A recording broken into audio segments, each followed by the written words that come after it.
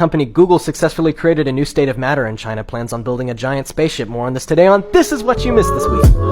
As if time crystals weren't enough of an achievement in 1 year for Google, they created an entirely new state of matter. Now, of course, this is all possible from 100+ researchers and Google's Sycamore, which is a program. They created an entirely new state of matter. I don't exactly know how to explain it, so I'll drop a link in the comments. What I do know for sure, on the other hand, is that these things never end up being good. I mean, yeah, it's cool and all, but have you ever seen any sci-fi movie ever? Like, really, Google's nothing short of the real-life Oscorp at this point. Or they have help and they're just not telling us.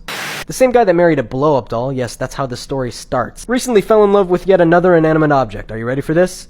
An ashtray from a nightclub. I don't exactly know how to pronounce his name, but he's 36 and he's a bodybuilder. It seems like all the crazy people in the news are either bodybuilders or from Florida. That's all I wrote on this. I just wanted to remind you guys that people like this exist.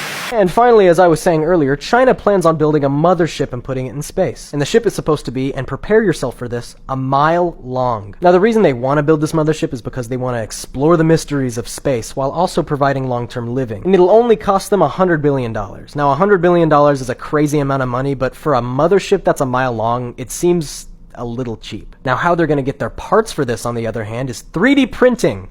That's why it's $100 billion. At that point, that thing's nothing short of a paper plane and a blender. Speaking of exploring the unknown, here are today's COVID numbers provided by Johns Hopkins. Thank you, Mr. Johns, and thank you, Mr. Hopkins, and thank you for these vaccination numbers as well.